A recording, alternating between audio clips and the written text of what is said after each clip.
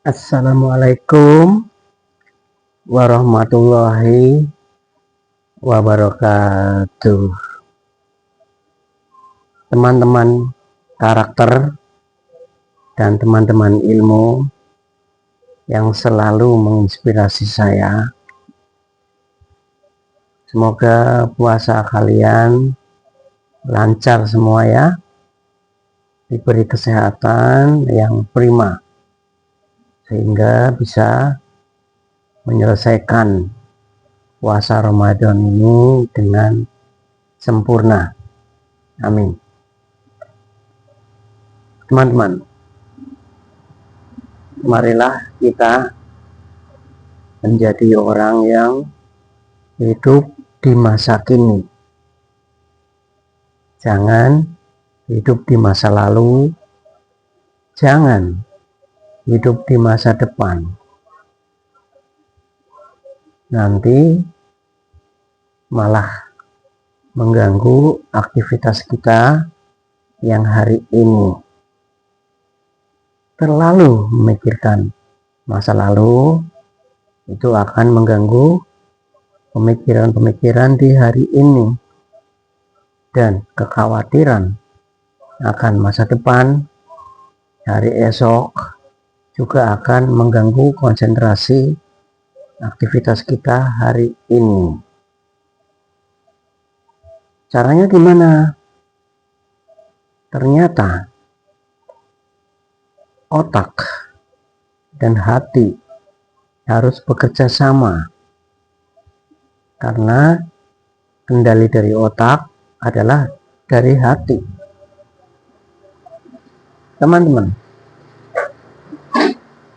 senior saya, sebut saja AP namanya, sewaktu saya melakukan aktivitas penilaian jaminan rumah, kita berdua sudah kunjungan ke rumah nasabah, calon debitur, dan setelah selesai kita pulang. Kita keluar dari rumahnya, kita menuju jalan perumahan, kemudian keluar ke jalan raya. Berhenti di jalan raya, Mr. AP minta saya untuk berhenti aja. Kemudian beliau mengingatkan saya, Pak Cindy, coba Anda ingat-ingat tadi dari rumah debitur keluar sampai ke jalan raya, jalan apa saja, dan itu ada jalan perumahan. Ingat-ingat belok kiri atau belok kanan. Nah, terus ini masuk ke perumahannya, itu depannya ada apa, kantor apa, coba diingat-ingat. Hanya mengingat aja. Berhenti, nggak ada 5 menit, kemudian kita jalan lagi.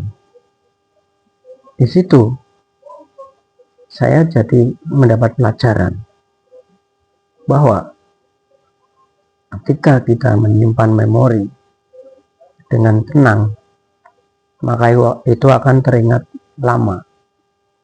Karena waktu kita bekerja, konsentrasinya adalah menilai rumahnya,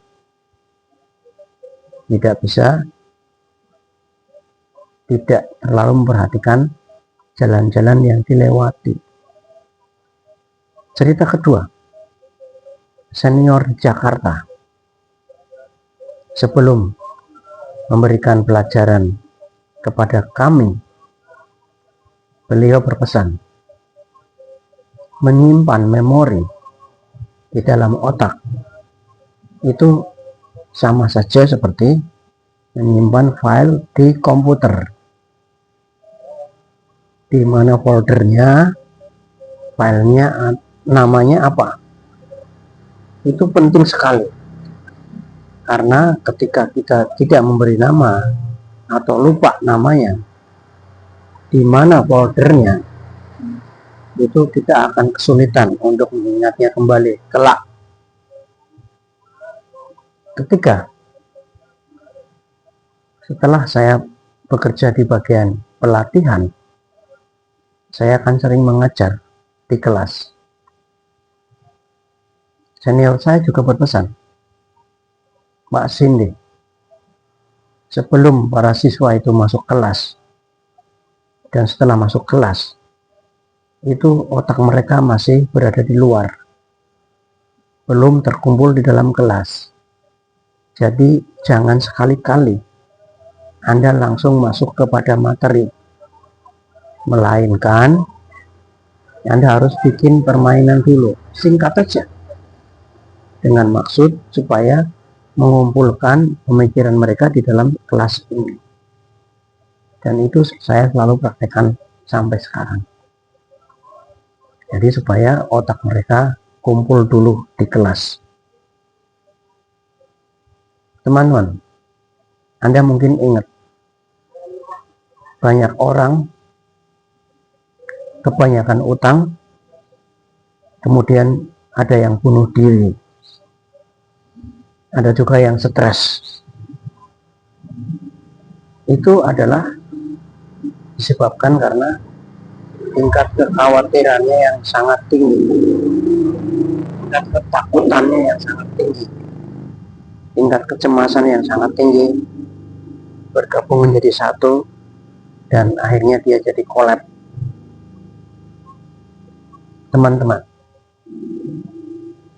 jangan biarkan otak mengerjakan pekerjaannya sendiri.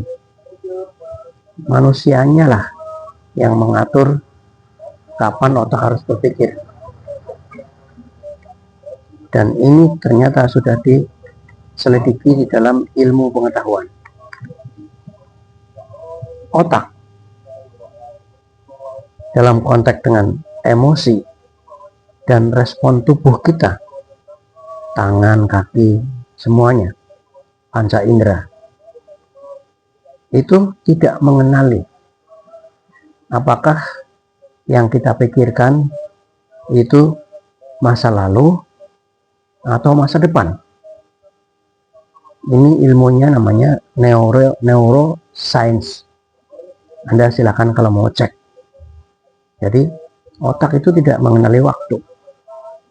Yang dia kenali adalah apa yang kita pikirkan. Seolah-olah semuanya terjadi pada saat ini. 1. Studi pemindaian otak. Jadi otak kita pernah diselidiki, dipindai. Ketika manusia mengingat masa lalu, ya kan, dan membayangkan masa depan, itu otak kita menggunakan jaringan saraf yang sama. Itu faktanya. Yang kedua, otak tidak membedakan waktu. Memori adalah data yang disimpan di otak. Sedangkan imajinasi adalah data yang disusun kembali oleh otak. Memori dan kecemasan terhadap masa depan.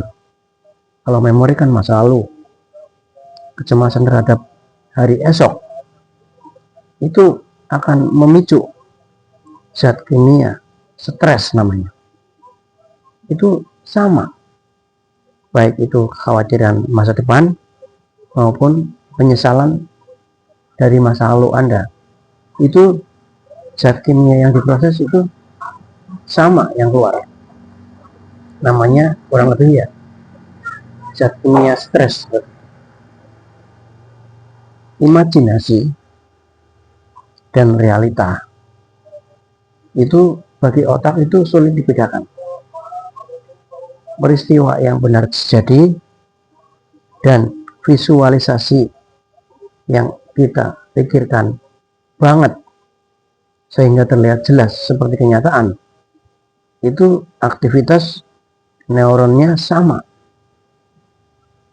Apalagi simpanan kenangan masa lalu dan rangkaian ulang potongan-potongan memori untuk membangun rencana masa depan, itu sama.